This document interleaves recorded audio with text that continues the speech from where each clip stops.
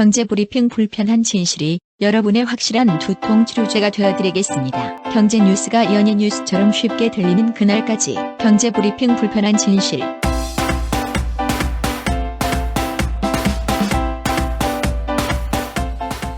경제브리핑 불편한 진실 10월 13일 순서 시작하겠습니다. 애청자 여러분들한테 반가운 소식을 또 하나 전해드려야 될 것 같아요. 또 선물이 나오나요? 그렇죠. 저희가 다른 선물은 못 드리고 책 선물은 좀 여러 번 드리려고 노력을 하고 있잖아요. 네. 오늘도 민음사에서 최근에 나온 수면혁명, 이 책을 선물해 드릴까 하거든요. 수면이면은 자는 거잖아요. 그렇죠. 이 책은요, 허핑턴 포스트 아시죠? 미국에서 제일 잘 나간다는 온라인 신문 아니에요? 그렇죠. 이 허핑턴 포스트를 창립한 아리아나 허핑턴이 직접 쓰신 신작이거든요. 네. 이 책에는요, 창조적 성공의 비결이 잠이다, 이 얘기를 하고 있어요. 잘 자면 만사 형통이다. 그렇죠. 기억까지 잘 된다, 뭐 이런 얘기도 담고 있고요. 또 저희가 잠시 예고를 드리자면 내일 이 수면혁명을 가지고 저희가 방송을 하게 됐는데, 여러분들 좋아하시는 빨간 책방이란 팟캐스트 있죠. 네. 경쟁 팟캐스트이긴 한데 이 빨간 책방의 안주인 이다혜 기자가 나오시거든요. 안주인이면 그 이동진 PD의 부인이신가요?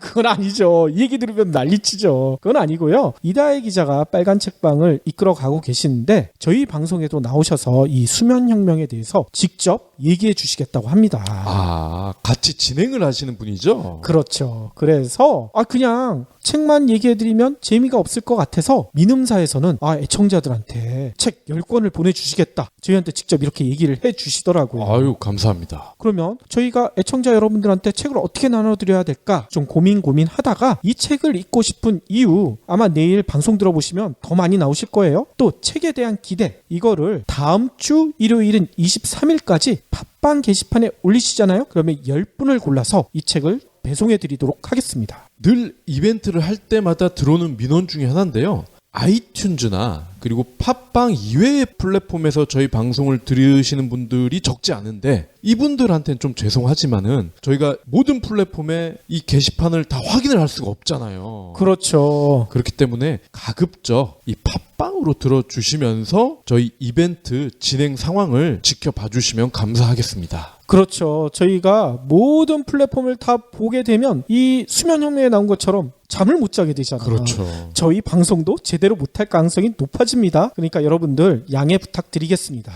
참고로 책을 읽고 싶은 이유, 책에 대한 기대, 이런 거를 나의 수면 경험, 불면 경험, 이런 걸 써주시면은 아마 유리하지 않을까. 그렇군요. 혹시 기부해보신 적 있나요? 이런 질문을 하면 나 먹고 살 것도 없는데 기부는 무슨? 기부는 션, 정혜영, 김장훈이나 하는 거 아니야? 라고 하시는 분들이 많습니다. 하지만 기부는 돈 많은 연예인의 전유물이 아닙니다. 무료 기부 사이트 위시플렉스에 접속하면 누구나 기부천사가 될 수 있습니다. 어떻게 가능하냐고요? 위시플렉스의 나만의 위시에서 매주 마음에 드는 신상 10개만 고르면 됩니다. 물론 사는 것이 아니라 찜만 하는 겁니다. 그러면 기부머니 500원이 매주 생기죠. 이 기부머니를 경제브리핑, 불편한 진실 같은 프로젝트에 후원할 수 있습니다. 참 쉽죠? 보너스도 있습니다. 매주 추첨을 통해 골라놓은 신상을 최대 90% 할인된 가격으로 살 수 있는 기회도 제공합니다. 기부도 하고 신상도 챙기고 그야말로 꽉 먹고 알 먹고입니다. 이래도 기부는 나와 상관없는 딴 나라 이야기라고 하실 건가요? 당장 위시플렉스에 접속해 자랑스러운 기부천사의 이름을 올리세요. 그러면 오늘 꼭 챙겨야 할 경제 브리핑.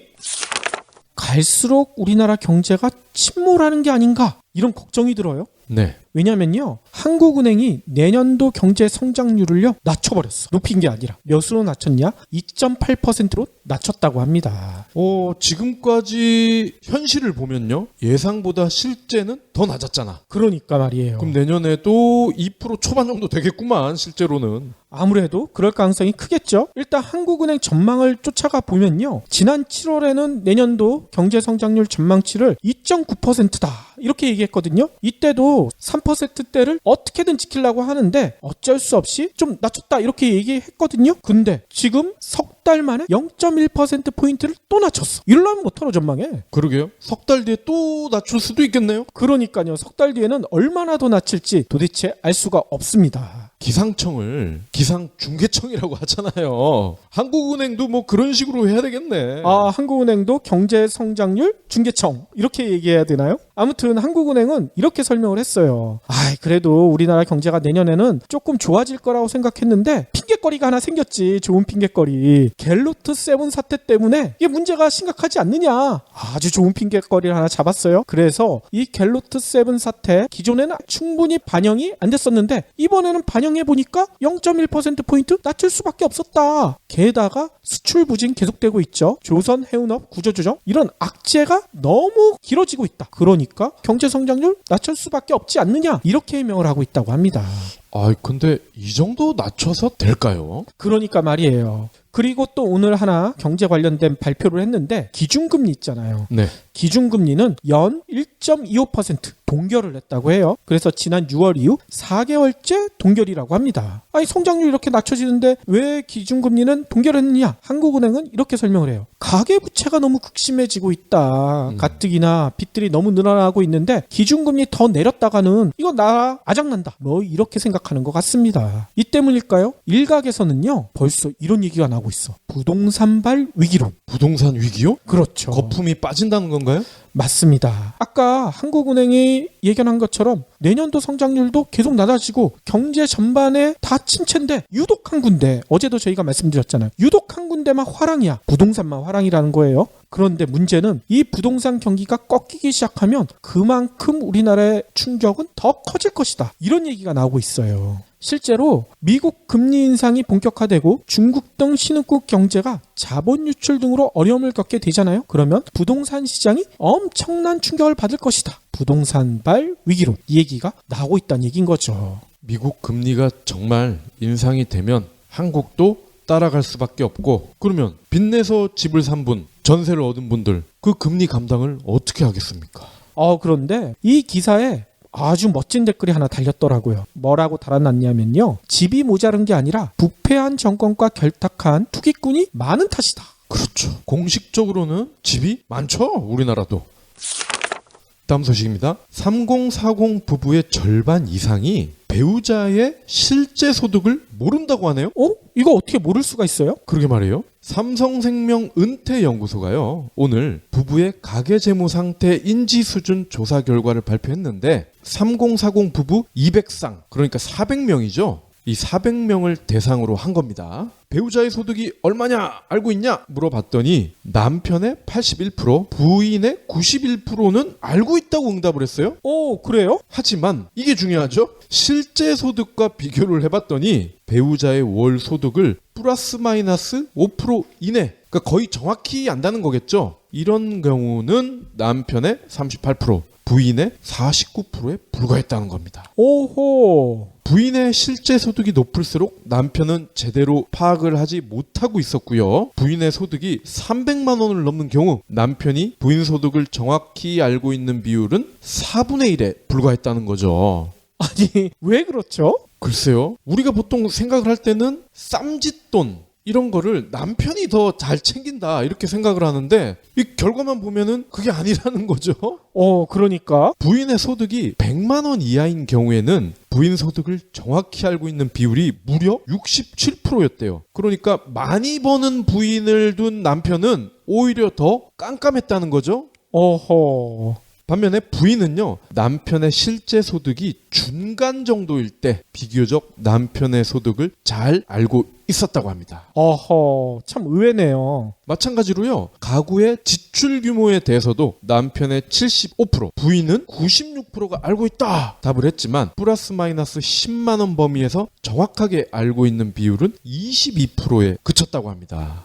그러니까 쓰는 거는 물론이고 버는 것도 남편이든 부인이든 정확하게 아는 경우는 많지 않았다. 아니 근데 삼성생명 은퇴연구소에서 조사한 자료잖아요. 네.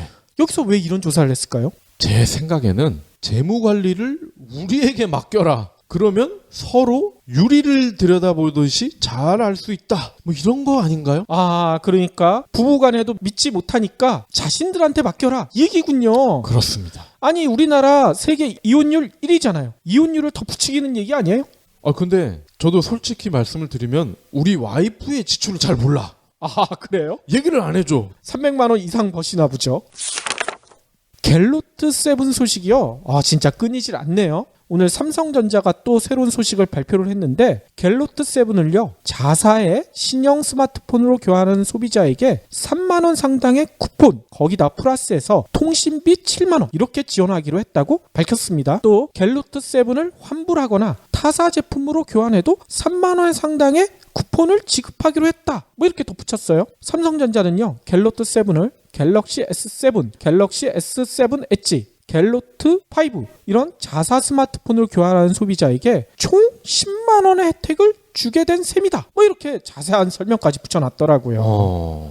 당초에는요. 자사 제품으로 교환하는 소비자에게만 3만 원 상당의 모바일 이벤트몰 할인 쿠폰을 주겠다고 했는데 혜택을 늘렸다. 삼성전자는 이렇게 얘기했다는 겁니다. 근데 저는 이게 혜택인지 뭔지 잘 모르겠는데요. 그러니까요. 아니 스마트폰 한 번 살 때 얼마나 고민을 많이 하고 시간을 많이 들이고 물리적인 비용도 많이 들어간지 한번 생각을 해보세요. 스마트폰 하나 고르려면 보통 며칠 밤을 새면서 아, 나 뭐 사야 되지? 주변에도 물어보기도 하잖아요. 그냥 물어보나요? 밥도 사주면서 야, 요번에 갤럭시 살까? 아이폰 7 살까? 다 물어보면서 사잖아. 그리고 살 때도 온라인몰을 찾아보건 대리점을 가건 직접 가서 시간도 많이 들이잖아요. 이런 거에 대한 보상은 전혀 없는 채 겨우 10만 원? 그것도 자사 제품으로 바꿔야지만 10만 원. 이게 무슨 혜택이야? 제가 이재용이면은 저는 갤로트 7을 산 고객에 한해서는 공짜로 갤럭시 S7을 줄 것 같아. 그러니까 말이에요. 이 정도는 해야 되는 거 아니야?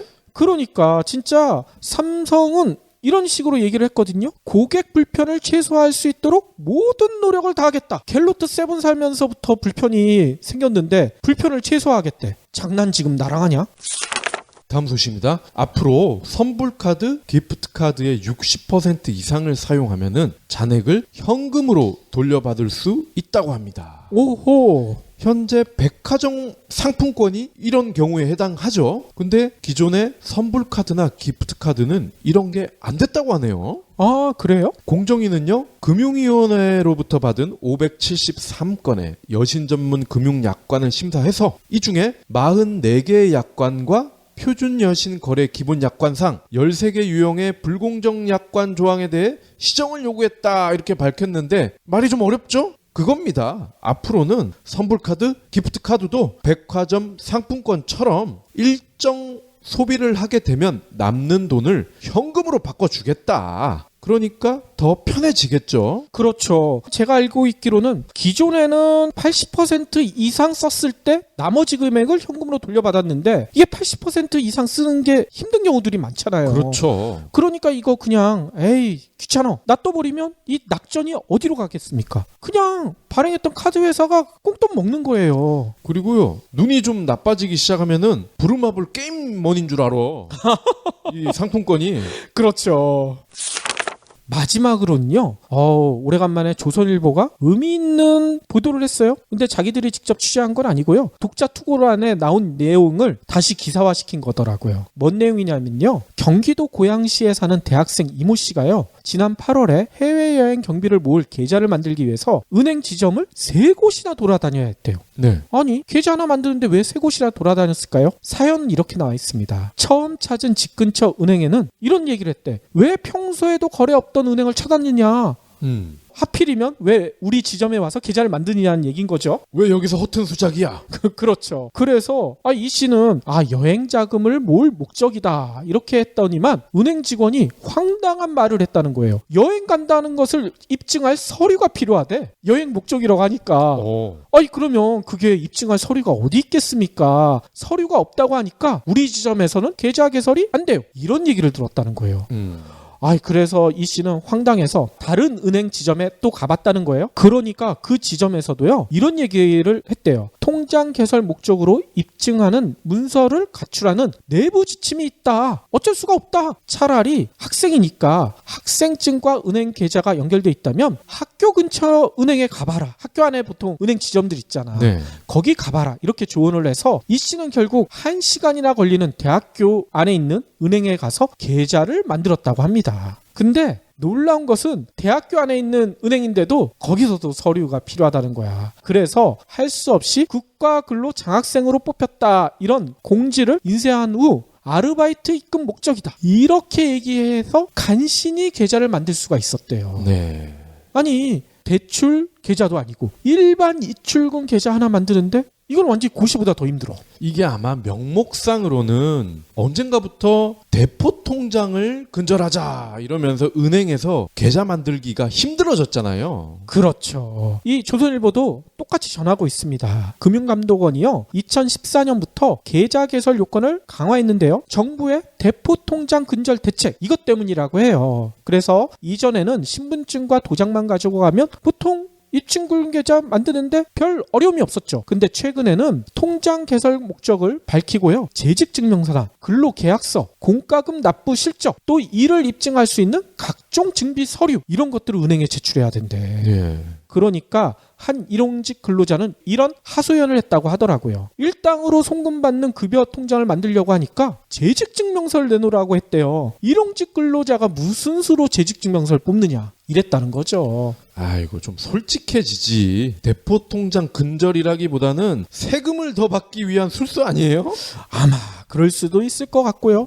그래서 조선일보는 이런 얘기까지 전합니다. 통장 만드는 게 워낙 어렵다 보니까 통장 고시, 통장 난민, 이런 신조어까지 생겨났대요. 문제는 이런 통장 난민, 통장 고시가 모든 지점에서 동일하게 벌어지는 건 아니래요. 이것도 좀 이해하기가 힘들죠. 통장 개설 기준이 통일돼 있지 않다는 거예요. 그래서 은행이나 또 은행 내에서도 담당 직원에 따라 요구한 서류가 다르대. 이거 너무 말이 안 되지 않아요? 네.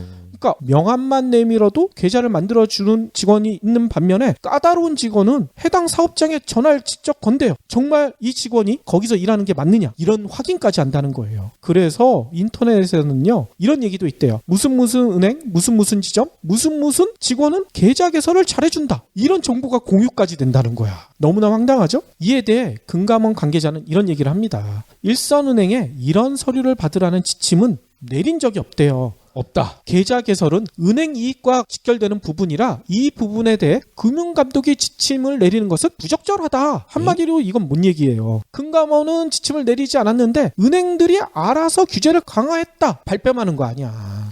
아니, 은행 이익과 직결이 되면은 금융당국이 지침을 내리는 게 부적절하다, 그러니까 가만히 있는 거다, 그 얘기잖아. 그러니까 이거 언제부터 그랬어요? 금감원이? 그러니까 말이에요. 이에 대해 은행 직원들은 이런 항변을 해요. 섣불리 통장을 개설해줬다가 대포 통장으로 사용되면 인사상 불이익을 받는다. 그러니까 우리들이 이렇게 할 수밖에 없다, 이런 항변을 하고요. 조선일보는 이 사연에 대해서 이렇게 얘기합니다. 공무원들이 책임지지 않으려고 몸을 사리는 복지부동, 이런 현상이 심하잖아요. 이게 은행원들에게까지 전염된 것이다, 이렇게 단정지어서 얘기를 해요. 네.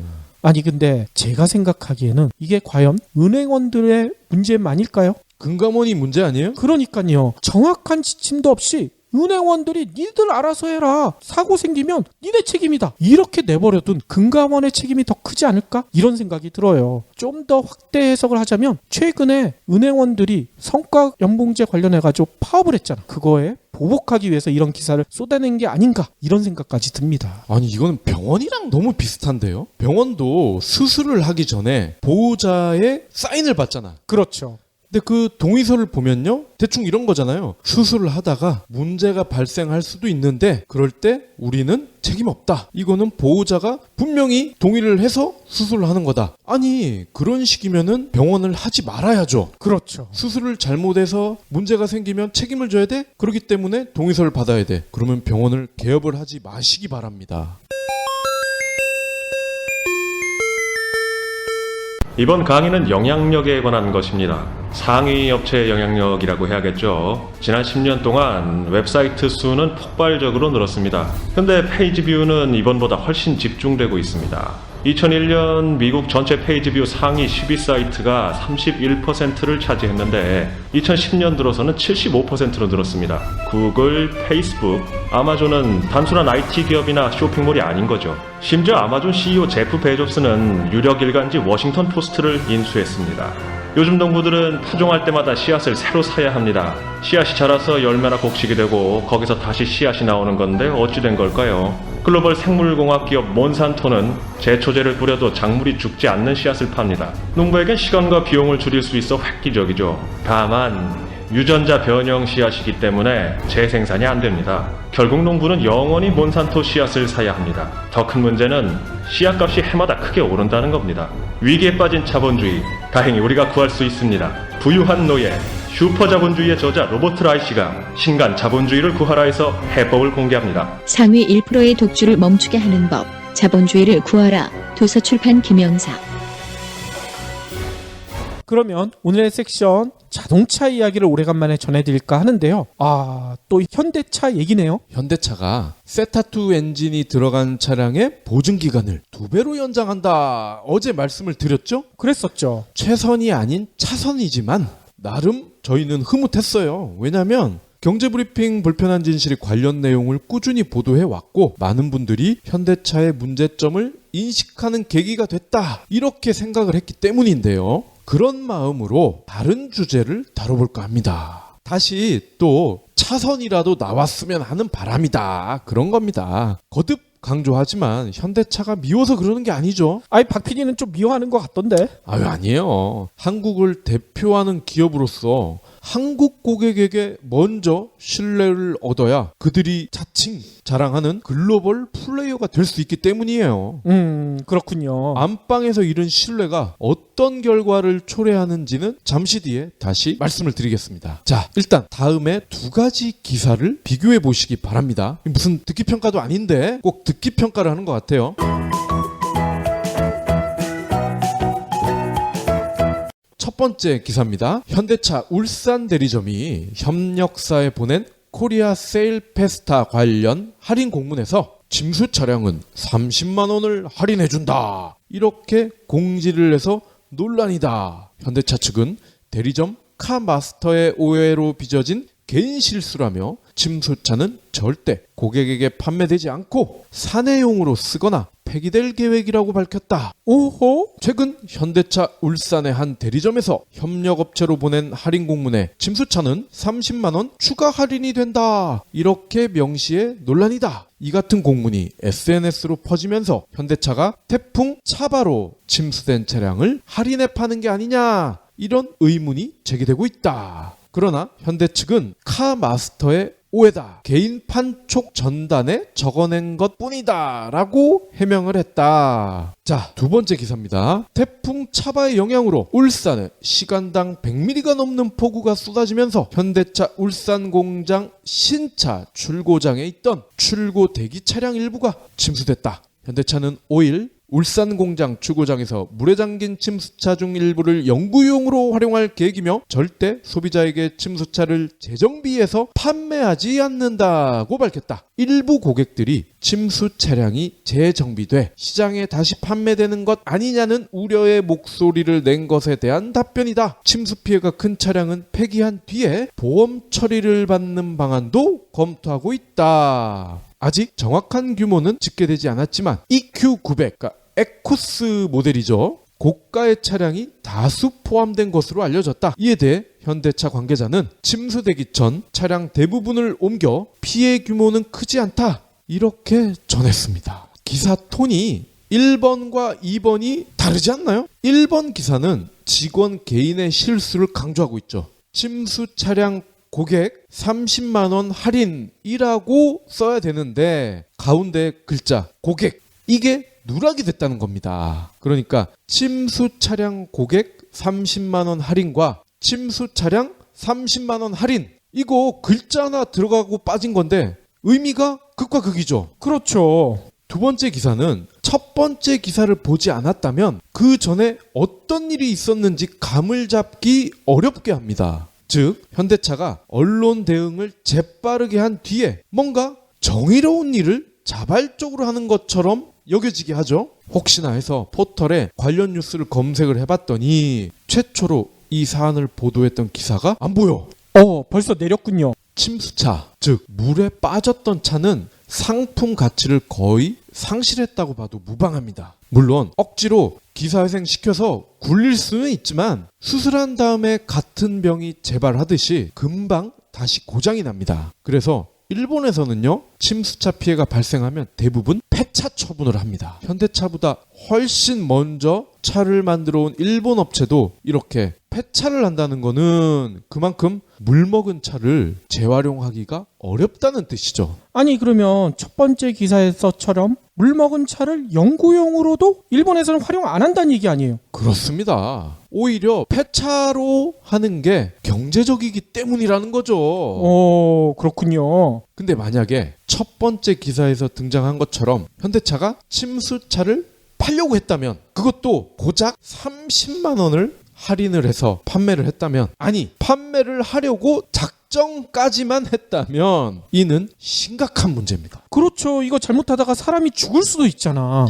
도덕적 결함, 이게 가장 먼저 생각이 나실 텐데요. 도덕적 결함은 기본이고요. 차량 하자로 고객의 생명이 위험해진다. 근데 문제는 이러한 차가 한두 대가 아니라는 거죠. 이게 수백 대, 수천 대가 누적이 되는 그런 엄청난 참사를 유발할 수도 있는 커다란 이슈가 되는 겁니다. 그렇죠. 현재 결론은 두 번째 기사처럼 마무리가 되고 있는 모습입니다. 그렇기 때문에 현대차의 진심이 지금 시점에서는 명확하게 파악을 할 수는 없습니다. 설마 침수차를 껌값 할인하면서 팔려고 했을까? 이렇게 생각을 하고 싶지만 그동안 이 회사가 우리로부터 워낙 신뢰를 잃은 터라 이마저도 쉽지가 않은 거죠. 그렇죠. 태풍 피해 여파인지 현대차의 해프닝 또는 작전 실패 탓인지 중고차에 대한 관심이 급감하고 있습니다. 중고차 가격을 잘 받기 위해서 침수가 됐더라도 보험 처리를 안 해.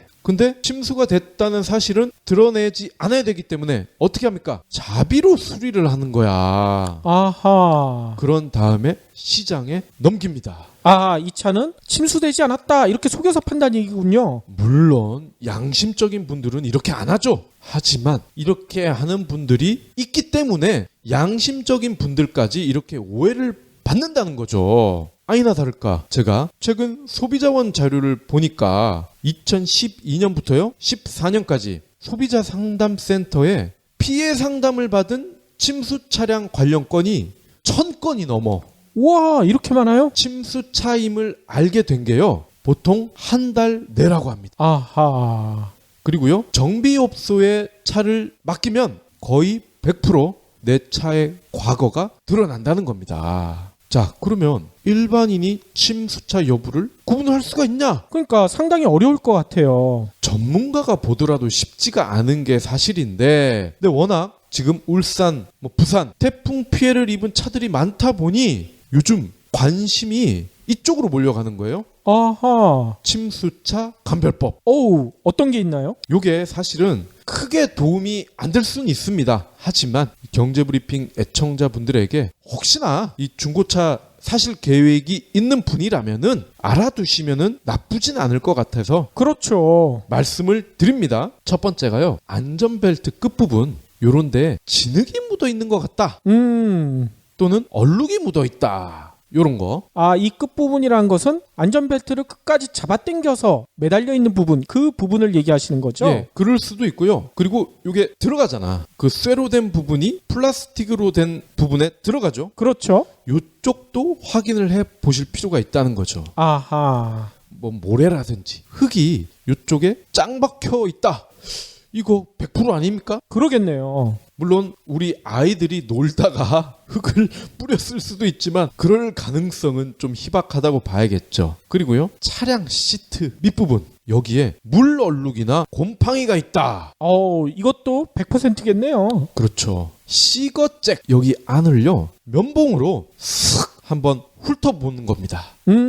그랬을 때 녹이 묻어 나온다. 이것도 거의 100%라는 거죠. 아하. 물론 차가 좀 오래됐다. 내 차 10년 이상 굴렸다. 그래도 나올 수는 있죠. 그렇겠네요. 근데 중고차가 상대적으로 나온 지 얼마 안 됐는데 시거잭에서 녹이 나온다. 그러면 의심을 해봐야 되겠죠. 그리고요. 창문과 문을 다 닫고 에어컨과 히터를 켜는 겁니다. 근데 악취가 너무 심하다. 이랬을 때도 침수 의심을 해볼 필요가 있다는 겁니다. 왜? 침수가 되면서 이 클리너 쪽에 쓰레기라든지 하수라든지 이런 것들이 묻어난다는 거야. 아, 그럴 수 있겠네요. 그리고요. 변속기 오일, 그러니까 트랜스미션 오일이라고 그러죠. 여기에 양을 점검하는 막대가 있잖아요. 이 막대에 이물질이 보인다.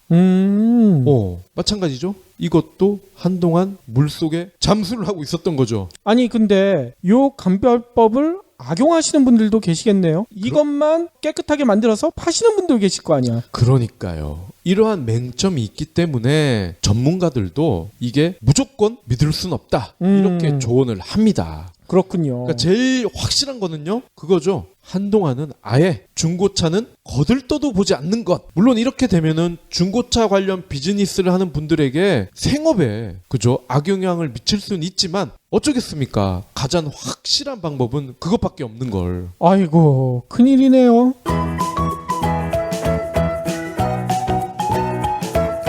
자, 마지막으로 제가 아까 고객의 신뢰, 안방 고객의 신뢰를 잃으면서 초래된 결과 말씀을 드리겠다고 했는데 조만간 현대차가요 3분기 실적을 발표합니다. 26일께로 예정이 돼 있는데 결과부터 말씀을 드리면 C학점, C학점이에요? 통지표로는 미가 예상이 됩니다. 낙제를 간신히 면했다 뭐 이렇게 봐야 되겠네요. 그렇습니다. 그리고요 18년 만에 마이너스. 어이고? 영업이익이 마이너스가 아니고요. 판매가 줄어든다는 겁니다. 아하. 현대차가 판매가 줄었다는 건요. IMF 때 말고는 없어. 이야.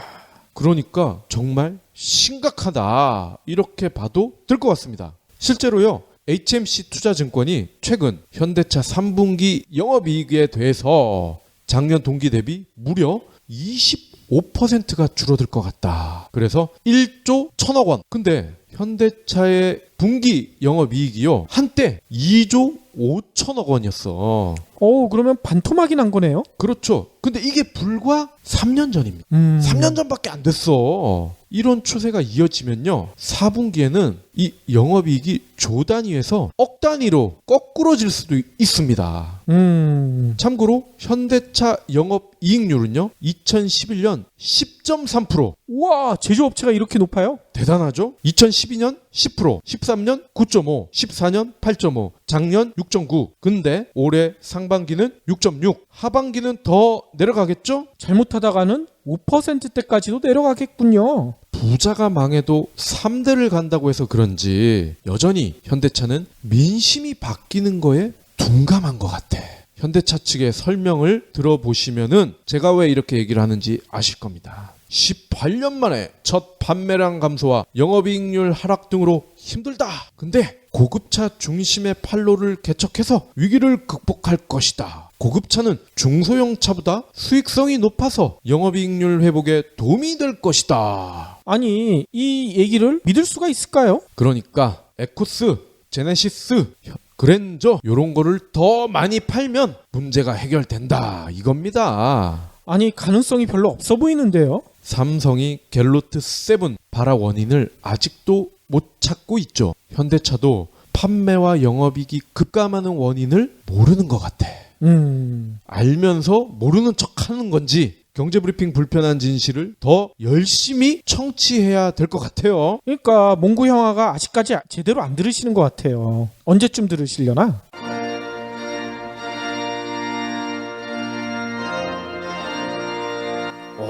오늘 결혼식 정말 특이하네. 신랑 신부가 같이 들어와. 다 이유가 있지. 이유? 신부의 아버지가 신랑에게 손을 건네주는 이 시기 실은 여성을 소유물로 보는 잘못된 관행이거든. 소유물? 말도 안 돼. 생각해봐. 신부 아버지 책임하에 있던 신부가 새로운 배우자에게 책임이 기속되는 것과 같잖아? 듣고 보니 그러네. 근데 요즘은 여성들 위상이 많이 높아졌잖아. 대통령도 여자고 이런 관행이 더는 없을 듯한데? 그럼 질문 하나. 만일 남성이 여성을 때렸다면 어떤 법적 처벌을 받을까? 폭력이니까 형사재판으로 가겠지? 그럼 맞은 여성이 폭력 남성의 아내라면? 글쎄, 그거야... 쉽게 대답하기 힘들 거야. 여성을 소유물로 보기 때문에 가정법원에 보내진다고. 가정법원? 말도 안 돼. 바로 남성다움을 강요하는 맨박스 때문이지. 남자는 강해야 하고 여성을 보호해야 한다는 잘못된 사고, 이런 편견을 깨부셔야 행복해질 수 있다고. 소중한 우리 딸들을 위해서라도 말이야. 그럼 우리는 어떻게 해야지? 테드에서 200만 뷰를 돌파한 토니 퍼터의 신작 맨박스에 자세한 해법이 나와 있다고. 맨박스라. 당장 사서 봐야 되겠네. 맨박스, 강요된 남자다움에 대하여 도서출판 한빛피즈. 마지막으로는요, 제가 페이스북에서 본 좀 감동적인 이야기를 전해드릴까 합니다. 일단 제목이 이렇게 돼 있네요. 한 사람의 인생을 바꾼 말 한마디. 진짜 어떤 말 한마디가 인생까지 바꿀 수 있을까요? 사연은 이렇게 돼 있습니다. 미국의 한 대기업 CEO가 지하도를 건너고 있었대요. 근데 길거리에서 연필을 팔고 있는 거린을 보게 되었다고 합니다. 다른 행인들처럼 그 CEO도 그 거린이 좀 불쌍해 보이니까 1달러만 주고 그냥 지나갔대요. 연필도 받지 않고요. 그런데 지하도를 건너가다가 갑자기 CEO가 걸음을 멈춘 거예요. 그리고 왔던 길로 돌아가서 거린한테 다가간 거야. 방금 제가 1달러 드렸는데 연필은 못 받았네요. 연필을 주셔야지요? 거린 입장에선 너무 황당할 거 아니에요. 보통 사람들은 그냥 1달러만 던져주고 연필은 안 가져가거든요. 그렇죠. 왜냐하면 연필 자체가 너무나 지저분하고 그러니까. 그런데도 이 CEO는 아랑곳 안 하고 거린한테 또 이런 얘기까지 했다는 거예요. 자, 당신이 파는 연필들 좀 봅시다. 어떤 게 있나요? 이 연필 한 자루가 좋겠네요. 사장님. 그때 사장님이라고 했어요.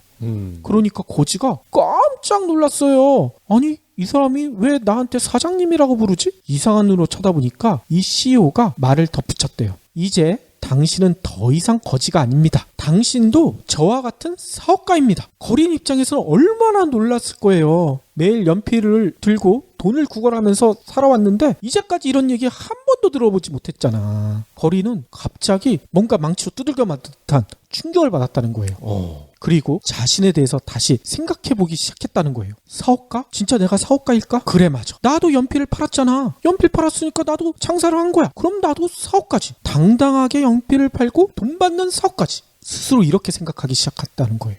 진짜 CEO의 말 한마디에 거린이 갑자기 자의벽을 깨고 세상으로 나오기 시작했다는 거죠. 진짜 그때부터 이 거리는요, 스스로에게 매일같이 이렇게 외쳤다는 거예요. 난 거지가 아니야. 난 거지가 아니야. 난 사업가야.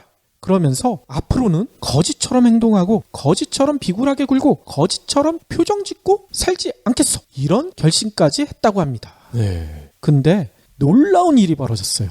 이 거린이요, 얼마 지나지 않아 어떻게 됐는지 아세요? 진짜 사업가로 당당한 성공을 거두게 됐다고 합니다. 특히 이 거리는요, 자신이 성공한 다음에 아까 자신의 연필을 사주면서 사장님이라고 불러줬던 그 CEO를 직접 찾아갔대. 그러면서 당신은 나의 은인입니다. 당신 덕분에 내가 이렇게 진짜 당당한 사장님이 될 수 있었습니다. 이렇게 고마운 인사를 전했다고 해요. 근데 이 사연이요, 이 페이스북이 전한 내용에 따르면요, 실화라고 해요. 그래서 진짜 이게 실화인가 제가 인터넷을 다 검색해봤는데 실화인지 아닌지 확실하진 않아요. 근데 여기서 전하기로는 진짜 있었던 얘기라고 합니다. 저는 이게 실화라고 믿습니다. 왜냐면 저도 내 인생을 달라지게 한 말 한마디가 있었고. 어떤 말이에요? 제가 초등학교 1학년 때 오락실을 너무 많이 간 거야. 그래서 선도부 엉아들한테 잡혀가지고 담임 선생님한테 교무실로 끌려갔죠. 그때 담임 선생님이 저한테 이 한마디를 하셨어. 교장실로 데려가서 퇴학을 시키겠다.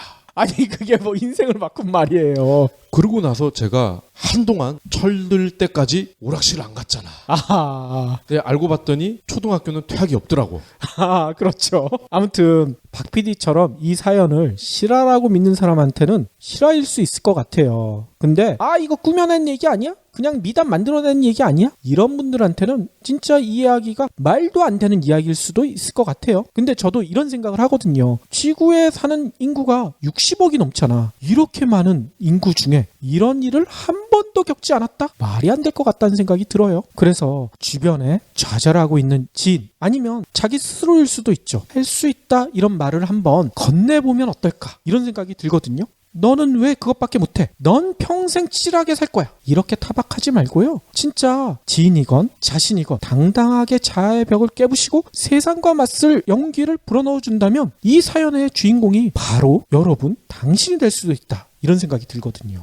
저는 뭐 좀 재미를 위한 측면도 있지만 실화거든요. 저희 애청자분들도 이처럼 거짓 실화까지는 아니더라도 정말 이렇게 드라마틱하진 않더라도 소소하게 자기의 일생을 바꿔준 그런 한마디가 분명히 있었을 거예요. 그렇죠.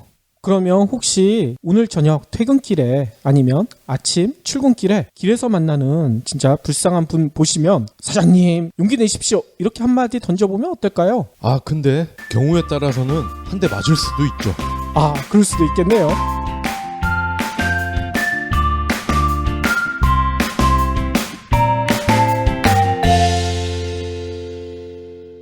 경제브리핑 불편한 진실 완수해주셔서 감사합니다. 하트 2척, 댓글 남기기, 계좌 후원 등 다양한 방법으로 힘을 보태주세요. 계좌 정보는 경제브리핑 팟빵 공지 코너에 있습니다.